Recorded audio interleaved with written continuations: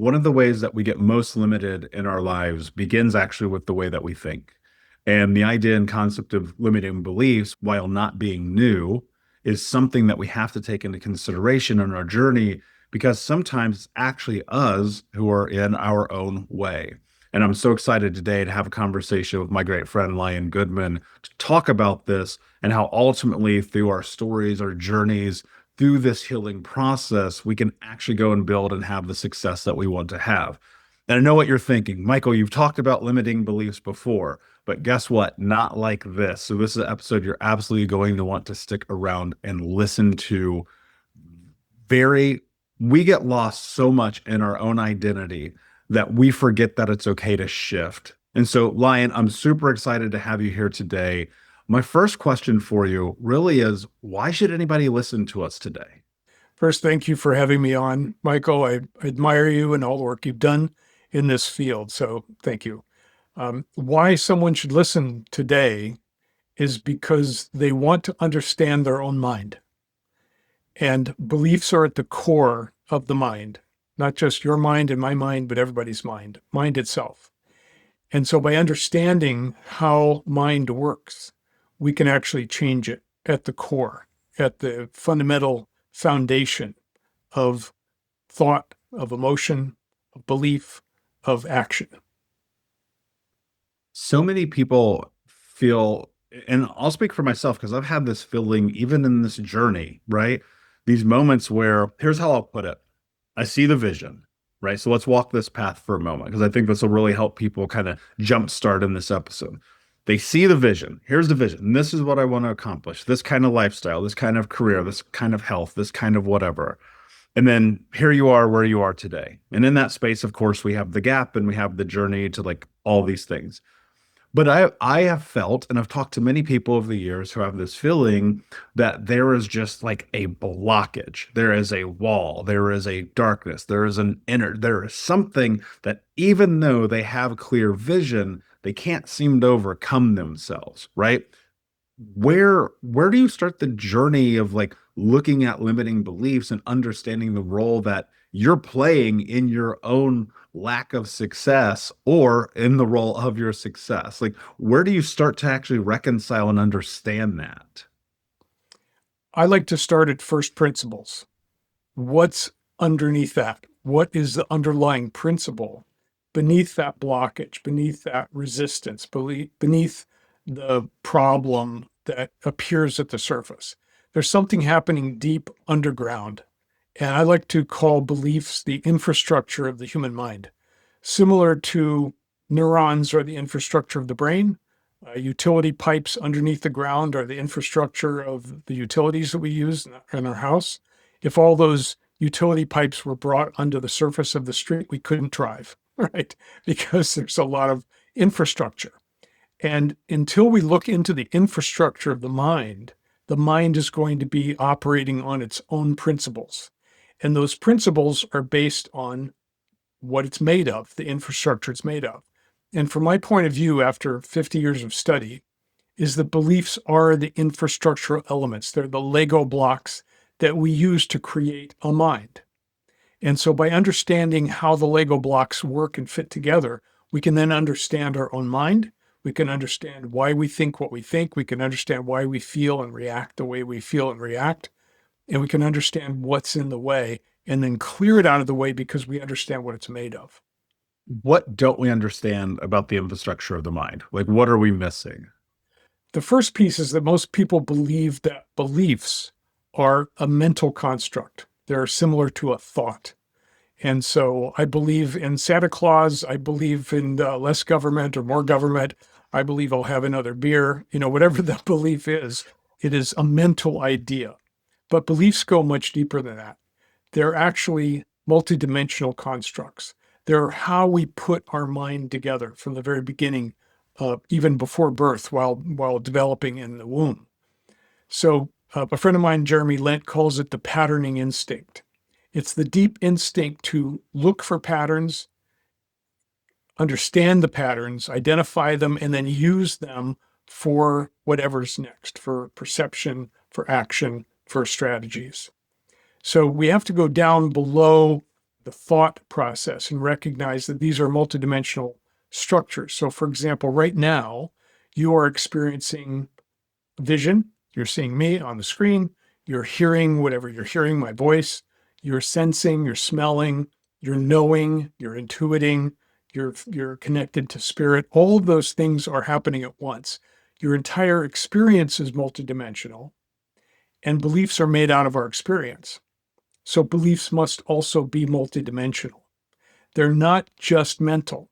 And most people who treat beliefs are treating them as a mental construct. Well, just change your beliefs. Just change how you think. Just say something different to yourself. And the reason it doesn't work in many cases is because it's also embedded in the body. It's also embedded in the emotional body. It's also embedded in the spiritual sense that we have about ourselves connected to something greater. It's embedded in our relationships, and it's embedded in our environment. So until you approach them as multidimensional constructs and clear them multidimensionally, they're going to still be there. You can clear your mind, but the body does the same thing. You can clear the thought, but you react to the person the same way. So that's the thing that I've discovered that makes a difference.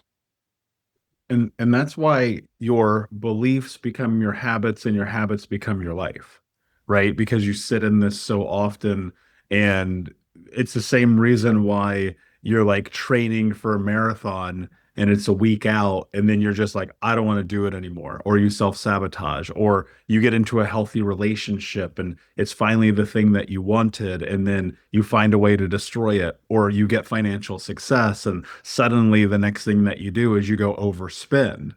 Right. Now, sometimes it's the opposite too. Sometimes it's, my back is against the wall. I think I can figure it out. Sometimes it's all these different layers, but it all comes down into these core of who we are. And this the space of being embedded, I think, is so fascinating because personally, I've had people over the years say to me, man, you're so resilient, you're so confident. Like, it's amazing that you've been able to come through what you have been able to come through in Lion. What I always come back to is like, I don't have a choice, right? So it's so embedded in the journey and the experience of what I came from, where it just feels like that's who I am. Like, I couldn't not be confident if I wanted to. I couldn't not be driven if I wanted to, right? Because it's what I come from. It is my embedded experience. But those same embedded experiences that can be so powerful for us, that can change our lives, that can make us overcome most of the things, can also be the reason why we're stuck, right? And you talked about clearing this multidimensionally. What does that look like? So actually, I have a great example I'm going to use. I won't say their name, but I have this friend who I've known for a very long time, and they are absolutely amazing, but they are trapped in this belief that they're never actually going to be successful. And we were having this dinner one time, and they said to me, and I was actually shocked by it, because this person, if you saw them because of a lot of the things that they've accomplished in their life, you'd be like, man, you're already successful. But even though he has all of these things, like, he goes, I'm never going to be successful. And I don't know if he's measuring the table. I don't know if he's measuring something that's going on, but that there's something embedded that maybe it's even, no matter what happens, he's not enough. So how do you clear this, right? We're talking about clearing multidimensionally, whether it's a limiting belief in one space or the other.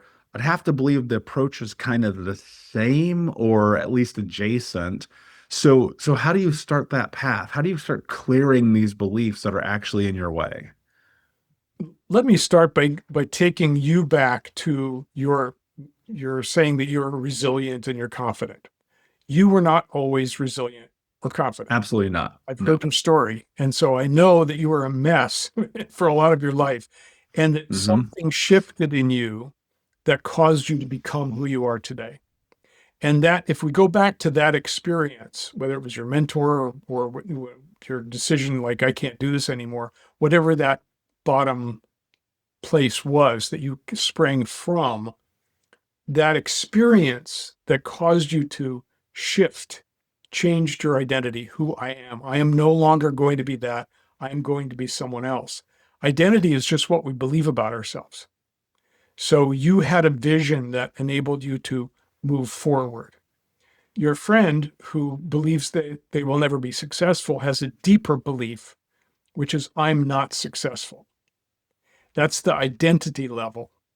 So he's saying it as I'm never going to be. That's a future projection.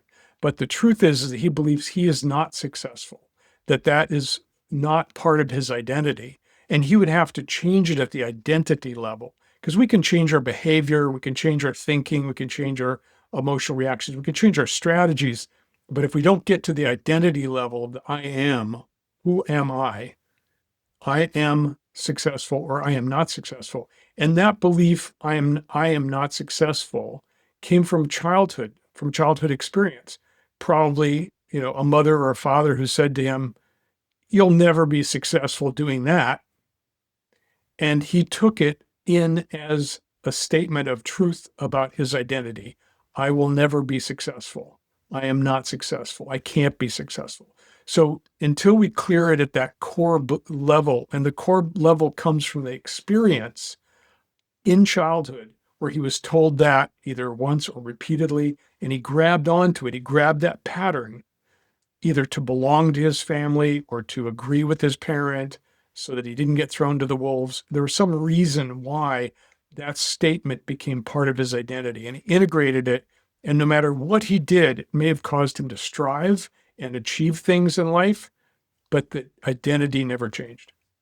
What do you do about what you don't know? Right? Because we hear all the time, you don't know what you don't know. And I think that a lot of people, and I actually know this from experience now, having coached thousands of people over the years, that a lot of people actually have no idea why they behave the way that they behave. And a lot of times they can't find, kind of that anchor, like where it began. And that's one of the things that I've come to find, obviously there's ways to work through it, but what do you do with that? Like if I come to you, Lion, I'm like, hey, let's play a little game here if you don't mind. So let's say I come to you and I say, hey, I'm struggling deeply with I don't know, let's say intimacy with my husband, with my wife. I can't seem to perform. I have massive anxiety. It's been this way my whole life. Sometimes it is, sometimes it isn't. Uh, and I can't seem to figure out why. How do we unearth something like that, right? This deep core thing, and they go, I just believe I'm never going to be an amazing lover, right? How do you navigate that if you don't know where it comes from? Well, first of all, I teach 12 different methods for finding core beliefs in my training, the Clear Beliefs coach training. So I would start with you and say, well, what's underneath that? And cause you to actually look inside and look underneath the problem. And what would you respond to that? Uh, so many, well, this, the answer 95% of the time is I don't know. And what's underneath? I don't know. And then I don't know, it's tough because we're role playing, not me. Let me try a different, let me take you to a different tack. I'm going to Sure. switch techniques. So feel what it feels like not be able to be intimate with a partner. Just feel that. Lonely, or Yeah. let's say it feels shameful. Okay, got it. Now, shameful and lonely, these are all emotion words. And as soon as we use those emotion words, we're up in our head. So I want you to sink into your body and actually tell me what the sensation is in your body. Where do you notice the shameful feeling in your body? Let's say tightness in my chest.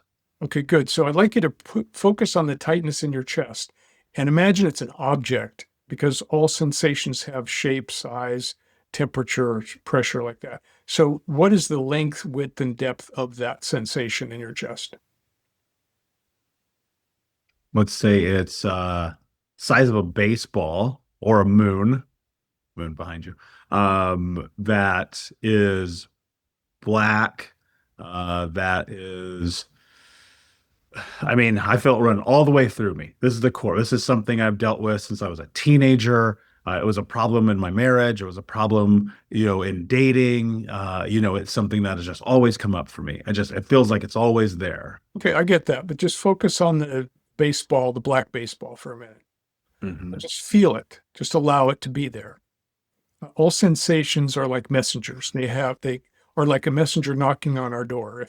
If you don't answer it, they knock louder and louder and louder. And if you still don't answer it, they take a sledgehammer and knock your door down. But if you open the door and say, what message do you have for me? They say, oh, here, sign here. You sign there, they give you the message and they go away. So just put your attention on that black baseball in your chest and ask it, what message do you have for me? And see what it says. It might speak in your language, it might speak in sounds or pictures, or could speak in anything. What does it have to say? What if the message it's giving me is a message that I've been ignoring that I know is there? Bingo.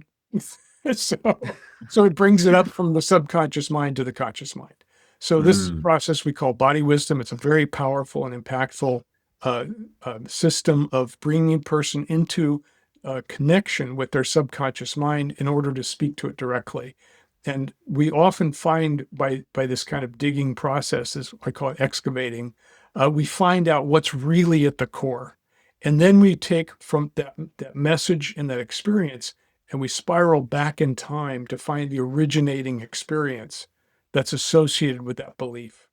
And then once we find that, then we can take a person through a process where that's cleared completely from the psyche. One of the things that is the embodiment of trauma in real time is dissociation, right? People get to this place where they can't even touch the idea of that sensation.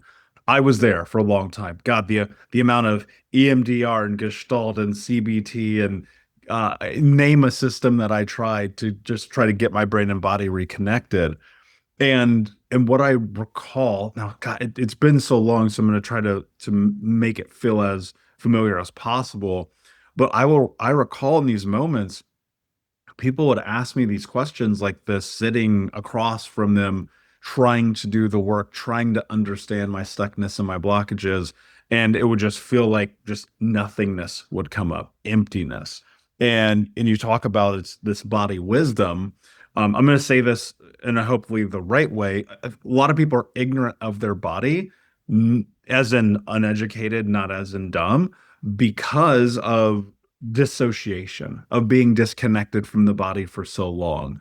I mean, context, there was a period for 15 years I didn't cry. This is in the context of murder of my friends, death of family members, loss of relationships, careers, all these things when I was younger. And it's because I was so dissociated from emotion, right? Thinking I'm a sociopath, realizing that I'm just like this hurt little boy.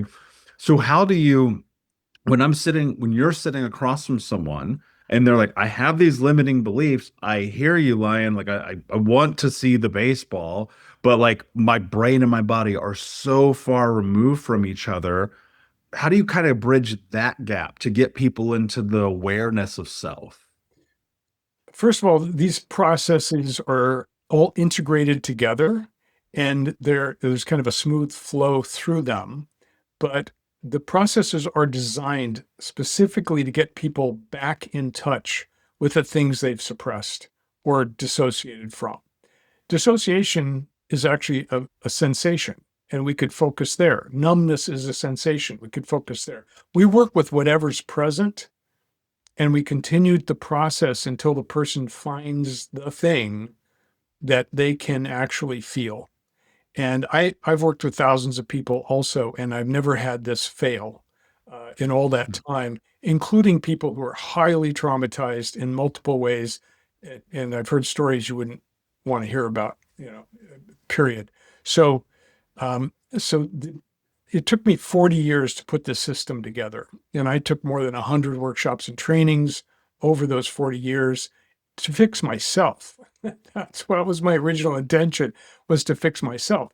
Because I grew up in a family in which I felt I didn't belong and that there was something wrong with me. Those were my core wounds. And I felt alone almost all my life. When I found sexuality, I went, "Ooh, I'm finally good at something." And so that became my life. But all along the way, I was interested in learning, and I studied with incredible teachers: philosophy, linguistics, psychology, physics, chemistry, biology, neurology, and I was absorbing all of this information, trying to think if I could figure myself out, then I'd be okay. Now, fortunately, I did. I figured myself out.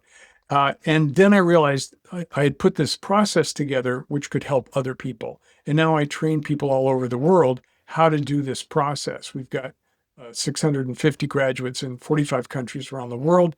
We just got done with a project in New Jersey working with people on welfare to help them get out of welfare more quickly.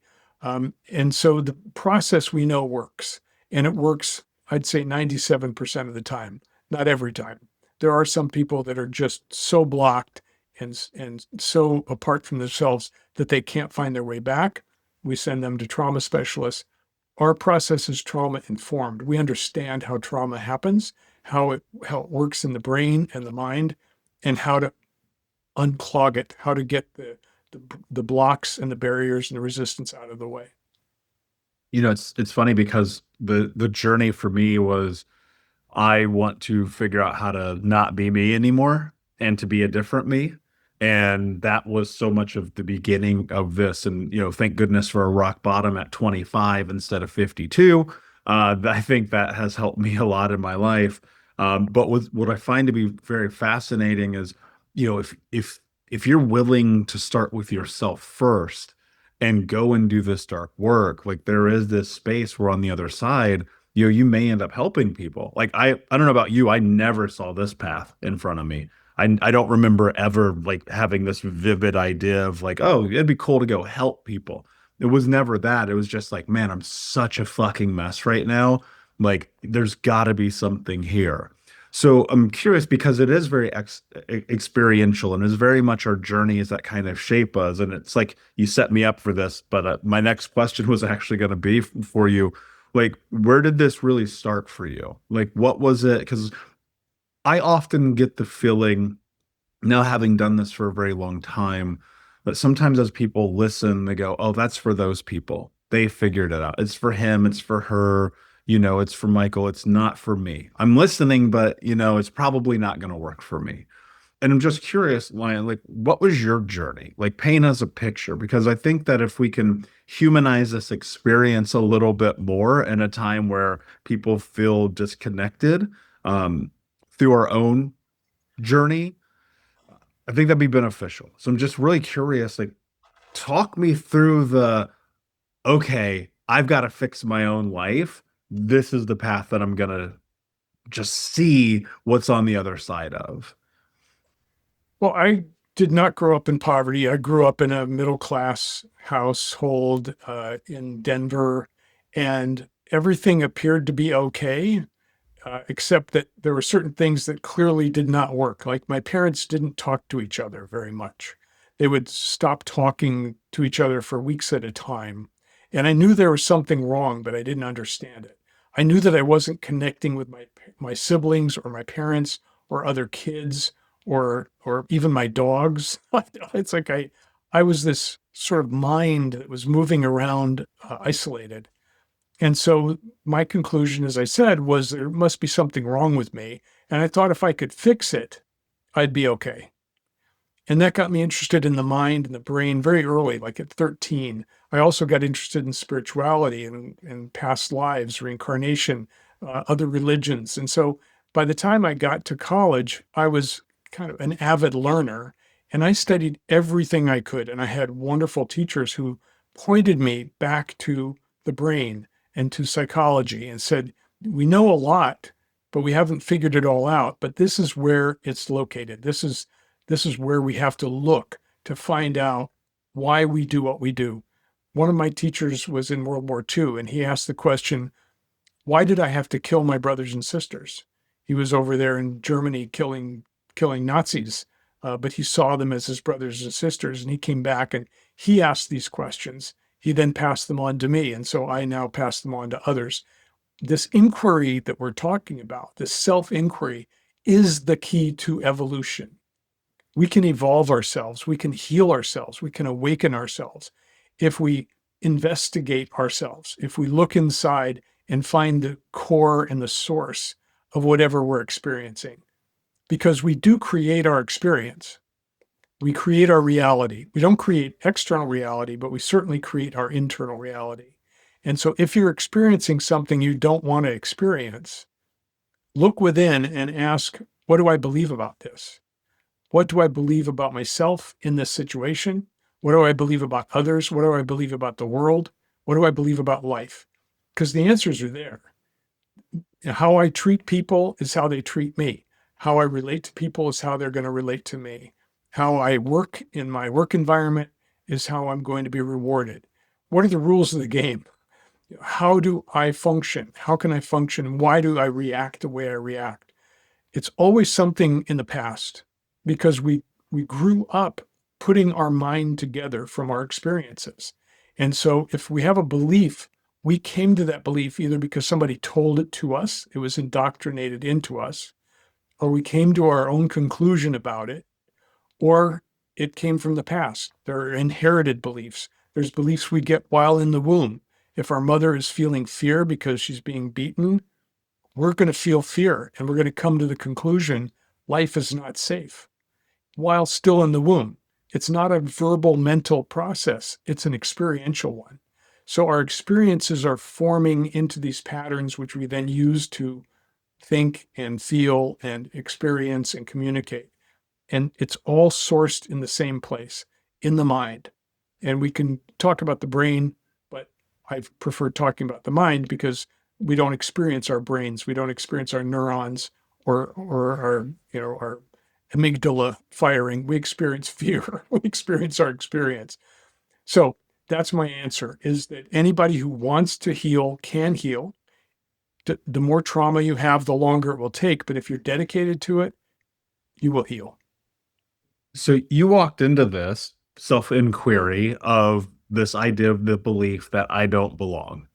And I think that's something that holds true for a lot of people. It certainly held true for me when I was younger.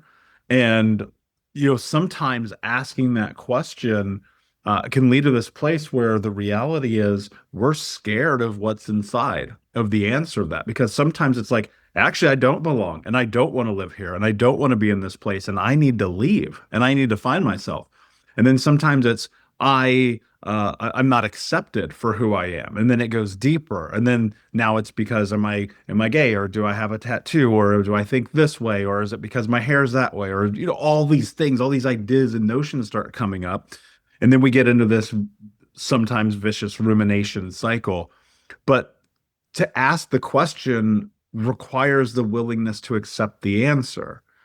What do we do with the answers that we get? That's a great question. I've been a seeker all my life. So for me, this is like a sandbox, or it's like a big pile of clay I can create out of. So I try to help people understand that this self-inquiry and this depth excavation is the key to healing so that you can live your life fully, self-expressed, in good relationships, with a good job, if that's what you want, or good creativity, if that's what you want. So I believe that this is the path forward into whatever you want to create. And you do have to be willing to look inside and see some ugly shit because there's a lot of ugly shit in life. And there's trauma in life, and there's people who are mean, and there's people who take advantage of you, and there's people who betray you, and your parents who were supposed to love you didn't love you the way they were supposed to because they weren't loved. And some of this is generational. It goes back many generations, or it's familial, or it's cultural, or it's social, or religious for that matter. All of these beliefs that came into you formed who you believe you are, and therefore who you are. And by changing those core beliefs, you can change who you are, just as you've experienced in your own search, just as I've experienced, just as thousands and thousands of people have. And there's many ways to get there. I've just always looked for the most efficient ways. And so the system I put together to me is the most efficient way to get from here to there, from I don't know why I'm feeling this way to, oh my gosh, I could actually change how I feel. So shortcuts. What do you think is the biggest mistake people are making on the journey? What mark are they really missing as they're trying to walk this path? I think it's not looking deep enough. It's not recognizing that they are source in the matter, that they're either blaming the outside world or they're blaming other people or they're saying the problem is out there somewhere instead of saying, I am the source of my experience. if I'm the source, then I can change what's true. I can change my reality. I can change, maybe I can't change other people, but I can certainly change how I respond to them. I can say, no, that doesn't work for me, or I can leave the room. So it gives me more choice, actually. Once I recognize that I'm the creator of my reality, then I can change my reality by changing my beliefs. And so when people are externally aimed, when they're pointing outside at the world or other people for the issues, or they're pointing inside but they won't look inside, those are the mistakes that people make. Anyone who's consciously wants to change, there's many, many methods to do that. So then what about the person that is consciously, continuously destroying their life? Like it's not even at the subconscious level. Like they know, right? This is and I'm not even talking necessarily like an addiction, right? Because I think that we can look at addictions like heroin and drugs and things like that and sex, and we understand where those addictions lie. But what about the person who's like, they're sabotaging the promotion? They're slowly poisoning the relationship. They know that whatever it is, the thing that they're doing, they know that they're doing it. They're consciously aware that they're doing it, and yet they can't stop doing it, right? It's like, this is why, Lion, I do not have sugar in my home. There is no candy, there's no gummy bears, there's no brownies, no cookies. No, I don't even have honey because I know like I do not have self-control. And so, believe it or not, I have no self-control when it comes to that. And so I do what's required. But for a long time, I didn't. And I'd be like, dude, why am I gaining weight? Oh, I don't know, because you ate fucking chocolate cake for breakfast. And I'm like, that's fine. It doesn't matter. And then the next day, chocolate cake for, and the next day, chocolate. And all of those things led to me being 350 pounds, right? That was in my 20s. Now I'm a lean like 215, 220 because I put in parameters and controls. However, that said, there was this huge period of time. I'm talking about years. I'm not talking about weeks and months, years where consciously I'm like, you know what to do and you're not doing it, or you know what not to do and you're doing it anyway. And so it's like for those people where consciousness is at the forefront and they can see it, they're like, I know not to text the guy when I'm in a relationship. I know not to like hang out with the coworker and have a beer, right? Because they know where this leads on a long enough timeline. Like, Okay. how do you navigate that part of it? Okay. Really important principle. Again, I like first principles. We have tens of thousands of beliefs in us, and many of them are contradictory. Many of them are conflicting. We can have two beliefs at the same time that are opposite to each other, and whatever you resist persists. So when you push against it, it pushes back. Okay. You believed that chocolate cake was not good for you. Another part of you believed chocolate cake, good, yummy. Very caveman-esque, I agree. Yes, very childlike. So those two beliefs are conflicting, and that creates tension, right? Tension will always resolve some way, and it tends to resolve in the way of the old pattern. That's a natural phenomenon. So you have to understand both sides of the equation. You need to understand, wow, I have a desire to eat chocolate cake right now, and I have the desire to be healthy. And so I could clear both beliefs because neither one are true. In fact, here's a fact for you. All beliefs are limiting. There's no belief that's not limiting. Belief is a construct that brings together a small part of reality and says that's true. So is chocolate cake bad for you? Not in moderation. Is chocolate cake good to eat for breakfast? Absolutely. And if you don't recognize that both are there, and probably there's 5 or 10 or 20 beliefs involved in that cluster, then you get a clusterfuck, right? You have to take apart each of the components that are making up that behavior pattern and clear them one at a time. And pretty soon it just isn't there anymore. Now you have a choice. I'm going to eat healthy and I'm not going to eat chocolate cake for breakfast anymore. But that you've had to clear each of the pieces. Mommy ate chocolate cake when she was pregnant. Daddy wouldn't let me eat chocolate cake. You go on and on and on, and there's many threads to experiences in your life that all come together into must eat chocolate cake for breakfast. So it takes some time to unwind those things, but we have beliefs cluster together and reinforce each other. And we can consciously know that it's bad for us, but subconsciously there's all these other threads going on. You Mhm. asked a question, what do you do with someone who's just in self-destruction? Uh, my cynical answer is, well, life isn't for everybody. But my more serious answer is, um, there's a lot of reasons, and they have to be taken apart one by one. I worked with a woman who was so traumatized she couldn't leave the house as an adult, and it took 2 years to get all those hundreds of beliefs cleared out and the patterns cleared out and the establishment of new beliefs and new understandings. And 2 years later, she was starting a business out in the world. So it takes time, depending on how much trauma there is, it takes time to unwind it and unwind it and unwind it and unwind it. But it can be unwound and you can free yourself from it. So much of the human experience is pattern based, right? I think about this a lot because, and I think that you experience more the more people that you work with, the more that you're in the world, the more that you're connected to understanding this human journey at the conscious and subconscious level. And I have seen time and time again that we're just patterns. And as patterns, we then shift into meaning making machines. So we take all of the pattern information, we make meaning of it, we do these evaluations of our environment, and then we make a what we believe to be the best assessment for the situation to go and live. But you said something, and I want to come back to this, and it's going to make people uncomfortable. And I think it needs to be said because I actually really, really agree with it. Because you said life isn't for everybody. And now, let's be clear. I didn't hear, hey, go jump off a roof. That's not what we're saying here. But it's true. Like, there's a key element to this experience where it's like, there are people, and Lion, you know this as well as I do. There are people who, for almost a decade, have listened to every damn episode of this podcast. They've read all three books. They've done all the courses. They've showed up. Like, I know some of their names, and their life is the exact same today as it was 10 years ago.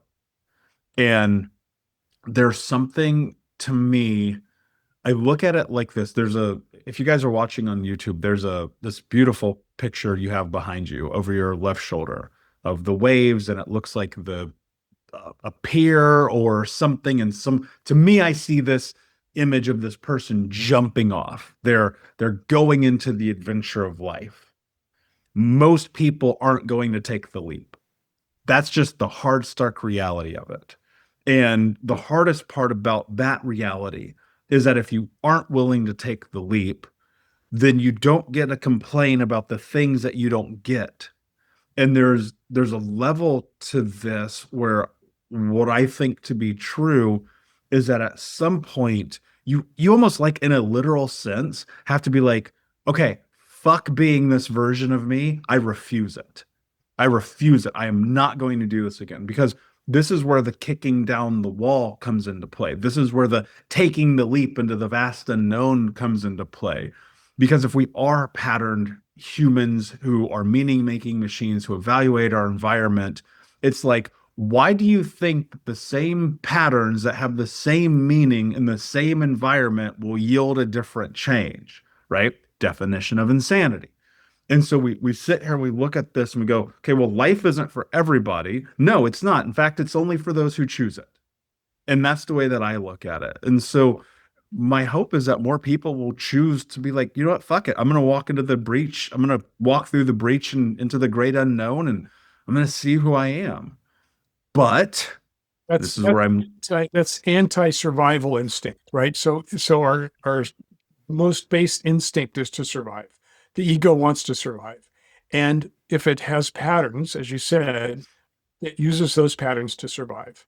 And then what we perceive through those patterns as well. So these beliefs and strategies become lenses we see the world through. And so if you believe life is hard and you are looking through the lens, all you see is how hard life is. If you could switch out that lens and see life as joy, then you'd look around, you'd see joy everywhere. And so the problem with beliefs is they're always self-reinforcing. No matter what you believe, you're going to see evidence for it. We call it confirmation bias, but it's how beliefs work. We form our beliefs out of experience, and then those beliefs form lenses we look through, and it adjusts our experience. It shapes and colors our experience. So one of the reasons people don't change is because they see evidence for their rightness everywhere they look. And if I believe everybody's a piece of crap, including me, that's what I'm going to experience all the time. And how can I be motivated to change if that's true? So we are pattern based. The brain is prediction based. It uses predictions to expect what to see. That's part of the confirmation bias system. And so, we're here, as far as I'm concerned, we're here to learn lessons. We came into this body to learn what it means to be human, to learn what it means to be happy, to learn what it means to have a good life. And life is hard in many, many ways. It's also great in many, many ways. And so if you choose the hard path, you may be here just to learn how hard the path is. And next time, better luck. Better luck, come back into a better environment. I happen to believe that we reincarnate. And so, I hope you have a better life next time because you sure messed this one up. And so these are deep patterns. These are ancient patterns that we come into this life with. And sometimes we're repeating patterns that are thousands of years old and still trying to learn the lesson. Like, what am I here for? I'm here to learn what not to do again. Where, yeah, right. No shit. Sometimes, and look, and sometimes I'm still doing this shit. I'm like, oh my God, did you really just do that again? And so the thing that I find though is if you can create a gap in time between doing the dumb thing, you're learning. Um, Right. and and so if I do the dumb thing every day, but then it's every month, and then it's every year, and then it's once a decade, progress, right? Progress, And and evolution. Right. yeah, that's right. And I think people miss out on that part of it. Yes, dude, trust me. Sometimes I do shit. I'm like, God damn, dude, did you really just do that again? One of the things that I think about in terms of this a lot is this idea of discipline, right? Because if we're effectively trying to restructure who we are, it's easy to fall back into the old pattern because it hasn't yet become disciplined to be the new version of you.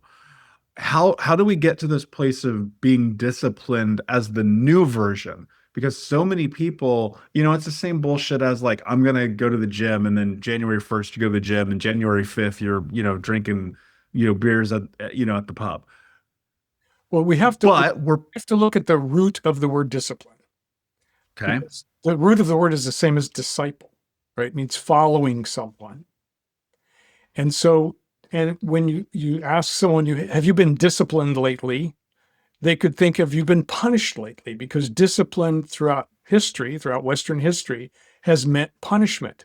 How do you get someone to do what you want them to do? You punish them. And so Mhm. discipline has come to mean punishment. And when you say you should be more disciplined, I think you're out of your mind because I don't want to be punished, right? It's punishment to be disciplined. Now, you have to change the thinking because our language is a belief structure, right? And I've got all these associations with this word discipline. And when you say, why aren't you more disciplined? I'm going, because I don't want to be hurt. I don't want to be harmed. I don't want to be whipped. I don't want to be tortured. That's why I don't go to the gym. It's right. Mhm. So we have to actually change the structure of the mind so that it understands something different. We might have to call it something else, like getting healthy. Hey, would you like to get healthy today? Yeah. Okay, let's go to the gym. so so we have to include language as part of the belief structure and look at why people react to certain words. And that's just one aspect.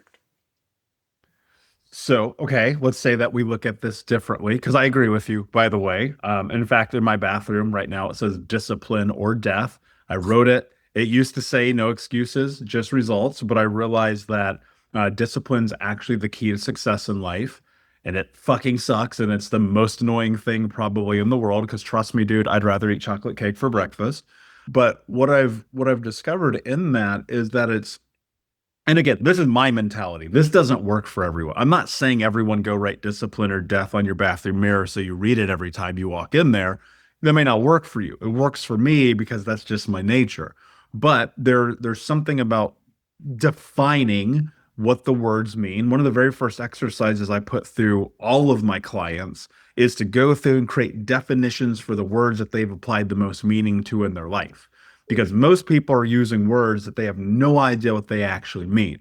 And this is why we live in the society of men who are toxic and women who are toxic because nobody has defined anything. We find what we don't like and we just label it.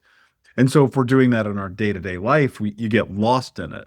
And I came to realize, like for me, discipline is this idea of it's very simple. Show up and do what the fuck you say you're gonna do. It's that simple. There's nothing else to it. There's not even punishment in it. It's just if you don't show up and if you don't do what you're gonna do, your dreams are gonna die, and then you're gonna be on your deathbed and you're gonna be like, why didn't I get what I wanted? I'm like, well, because you weren't fucking disciplined and you chose that, right? Because then it's a conscious choice. This, again, the way that I look at it. Now, that said, looking at and understanding, maybe we change the root of this. On this one hand, we hold this idea and notion of like discipline, everything we're talking about right now. On the other thing, we have these beliefs.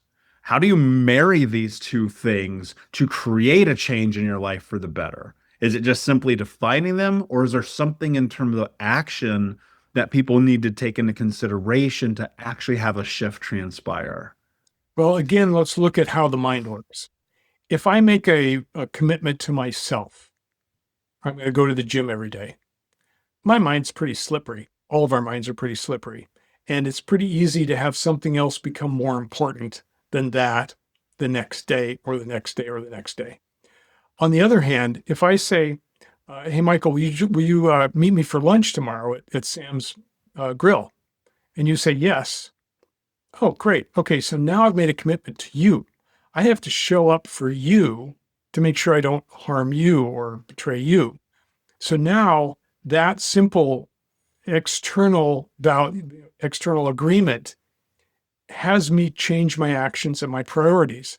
So that's why buddies are so important in this kind of work, because if you make a commitment to someone else, hey, I'll meet you in the morning and we'll go running, then you're going to show up for that. But if you say it to yourself, your mind is way too tricky, way too slippery, and it will slip away in an instant because you don't have any external commitment to make it and keep it important. So that's just one of the principles of the mind.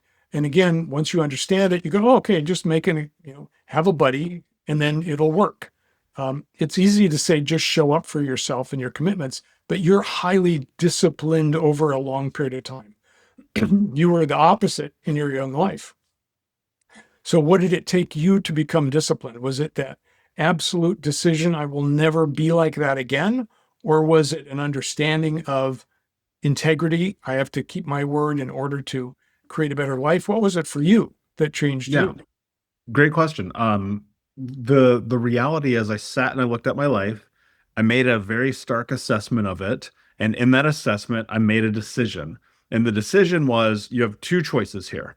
One, continue living the life that you're living, be everything everyone said you would ever be, die having never lived, having never done shit, having never actually lived, or two, do the opposite of all that. And that's kind of really what it was. And in that decision making process, it wasn't as cut and dry, because people I think have this weird notion that decisions are made once and then people change forever. But that's not the truth, and you know this because we are slippery, and I'm a slippery motherfucker. And Yes. so like I would right? And so it'd be like what I came to the conclusion of, which is actually kind of the cornerstone that changed my life, was this idea. If I can win the hour and win more hours than I lose, then I can win a day. And if I can win more days than I lose, I win a week. If I can win more weeks than I lose, I win a month. If I win more months than I lose, I win a year. Win more years than I lose, I win my life. And that's all it came down to. And so the disciplined element of it and the shift element of it was me sitting in the moment of like, this is literal. I'll never forget. I'll tell you a quick story. Even though I'm interviewing you, I'll tell you a quick story. So I'm sitting in Portland, Oregon. I am deep in doing the work. I'm probably 32 at the time, maybe 31, 32. So it's a while ago. And one of the big things for me was like controlling my impulse of not going to the gym, because not going to the gym was just as much of an impulse as going to the gym, right? Which I didn't understand, but then I started to realize. And it was fucking, I'll never forget this. It was super rainy because it's Portland. It was like February, March. So it's cold and it's dark and it's Portland. And the gym, I live on 79th. And the gym's at 56. If you know Portland, it's the Hollywood gym. And so you're talking about that's at least a 25-minute walk. It's raining. It's cold. I'm warm inside. It's the morning. I don't want to go to the gym. But Lion, I made a commitment to myself. Monday, Tuesday, Thursday, Friday, Saturday, I go to the gym. And it was that simple. I go, that is what I do. And so I put on my shoes, I got my raincoat and an umbrella, and I walked to the gym. And I'll never forget this. Every second of that walk, the only thing that my brain was doing was just go back home, just go back home, just go back home. And I'm battling myself. And what was a 25-minute walk literally took 90 minutes because it was like, I can't seem to get the next foot. And I would just literally pause and I'd be like, what the fuck am I doing? And then I get mad at myself, like, go to the gym. And then I realized, and this was just such a pivotal moment. This is why I'm telling you the story. It was such a pivotal moment because I'm like almost there. I can see the gym, I can see the Hollywood sign. It's like right there. And I was just like, oh, actually, I'm doing this so I can move towards the life I want to have. And I realized in that moment that life is either moving towards pleasure or moving away from pain. And moving away from pain in terms of the gym would be like, I'm not going to the gym today. Moving towards pleasure is, oh, I want to feel healthier. I want to feel sexier in my body. I want to not die young.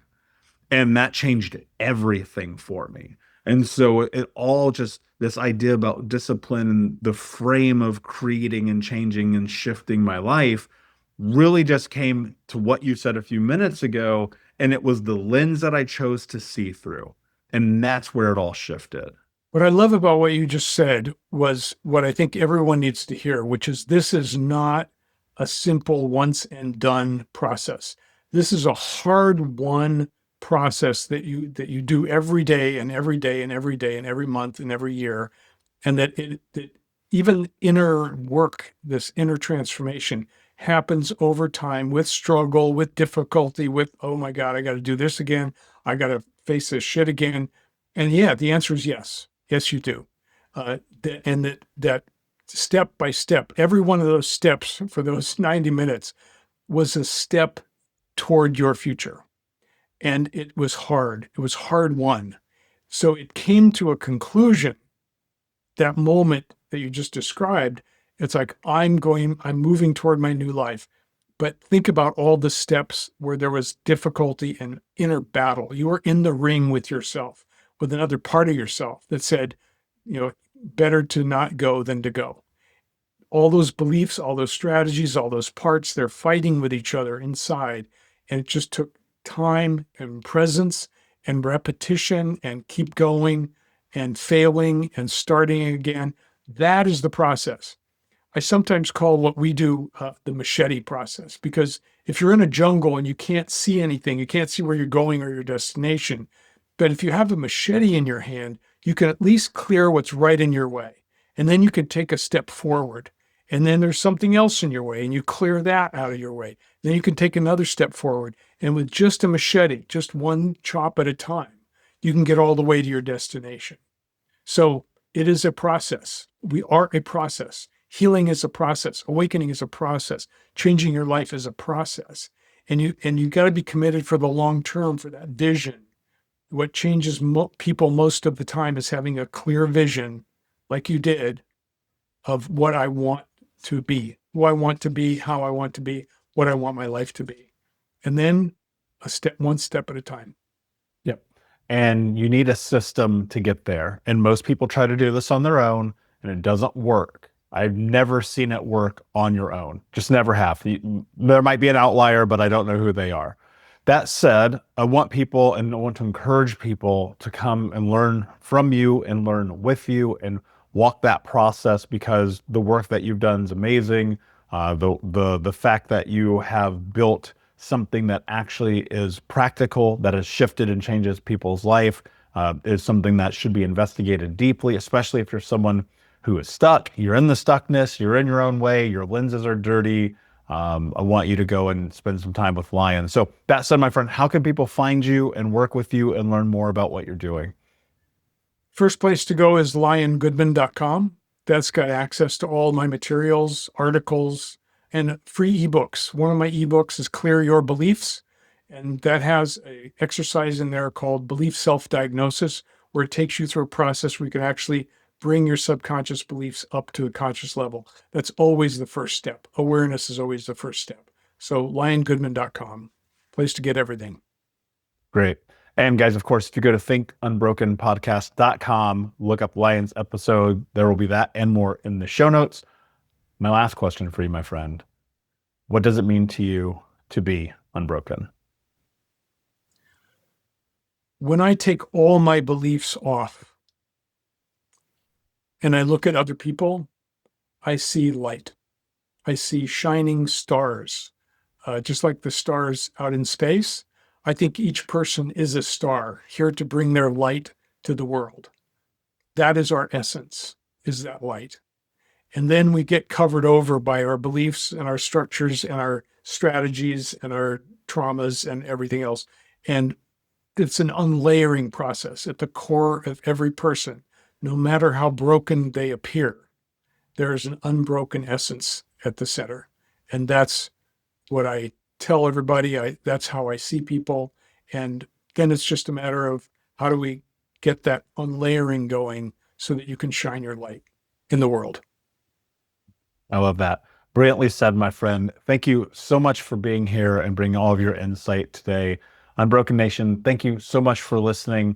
If this brought any value to your life, share it with someone because I can promise you someone else in your life needs this conversation as much as you did today. Take care of yourselves, take care of each other, and until next time, my friends, be unbroken. I'll see you.